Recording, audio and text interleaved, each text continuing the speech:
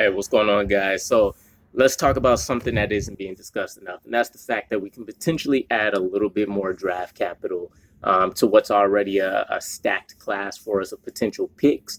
And we have three potential avenues for this getting done. At least that seemed pretty realistic to me in some fashion. There may be a few more sneaky moves that we can do to craft this, but these are going to be the three main ones that I have for you guys today. So let's dive into it. We have quarterback Mike White. So we know he had the fantastic game against Cincinnati that, has him getting Hall of Fame memorabilia and things like that put in. And then we had the disaster against Buffalo. But, to be fair, everybody struggled against Buffalo in recent memory. So we have two options for Mike White, essentially. We can give him the second round tender, which means if somebody signs him, we'll get a second round pick in return. Or we can give him his original fifth round tender, which will be, of course, the lesser option, meaning if somebody signs him, we'll get the fifth round since that was his original draft position or slot.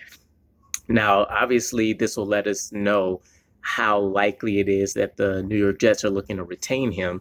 A second round pick for a quarterback of his caliber is pretty high considering he did have the one breakout game. But again, things kind of fell back down to normal once we had the Buffalo game on tape. But all in all, he still had an eye-opening couple performances where you would have to expect that other teams around the league say, maybe this is a guy we can kind of mold up a little bit.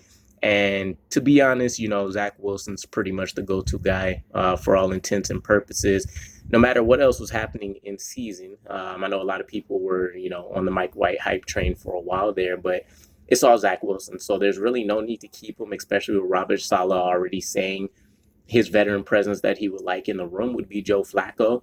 Not to say that Mike White couldn't be the guy, but, Joe Flacco just has more experience than Mike White is going to have, not only from the starter perspective, but just all the games that he's been able to see and be a part of. So it would make sense. But either way, we're talking about potentially a second or fifth round pick that we can add right off the bat, which would be beautiful.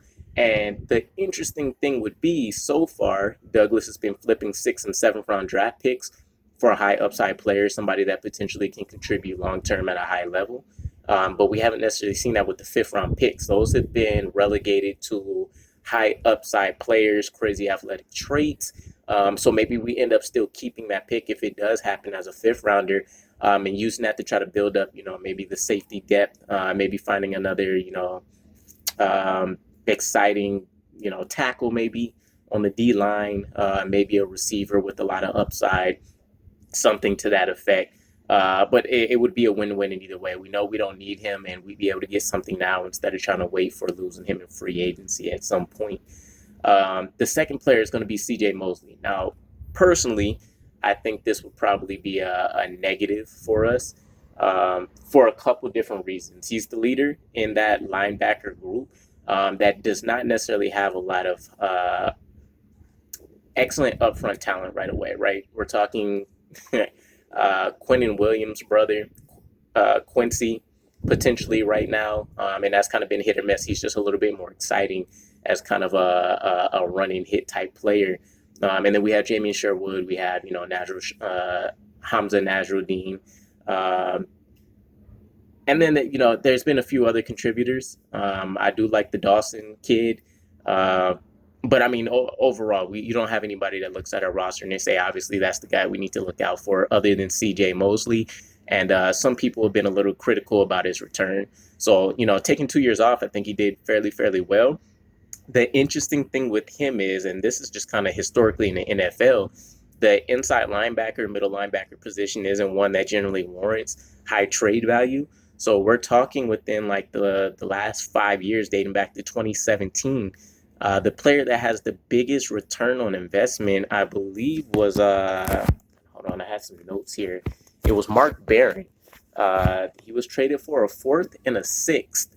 Reggie Ragland was traded for a fourth, and then we have like Stephon Anthony and Avery Williamson who were traded for fifth round picks. So I would say something in that range, maybe a multitude of later round picks, like fifth, sixth, and seventh, something like that would get it done. JD has won more trades than he's lost, though, so I would be comfortable saying maybe he can pull off a third rounder or something if it were to happen.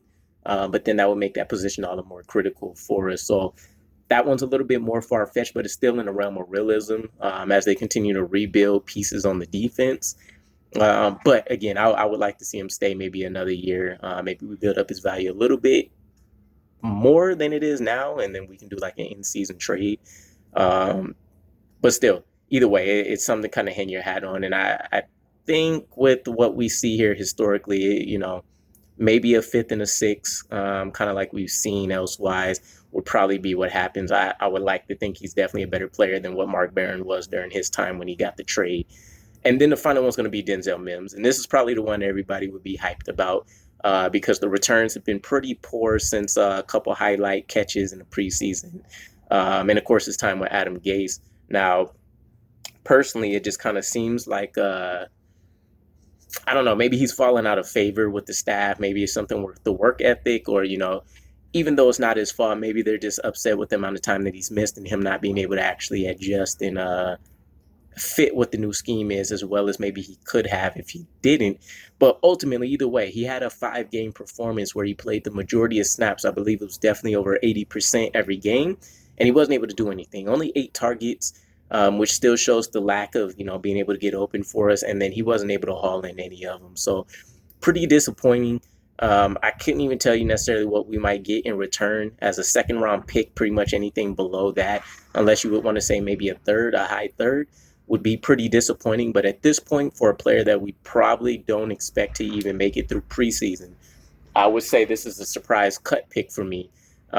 Anything that we could possibly get maybe in the 4th to 5th round range, which seems to be the status quo for everybody here, should be something to celebrate. So, maybe he flourishes in another team. It just wasn't meant to be for us. We're talking about picking a player that wasn't necessarily scheme versatile and was expected to be playing under Adam Gase, and he was able to show a little bit there. But either way, let me know what you guys think. Am I way out in the deep ocean here on these player trades and maybe what we get in return, or do you guys think this is something we can realistically see before the draft actually starts? Either way, catch up with you guys again. Appreciate all the support. Peace.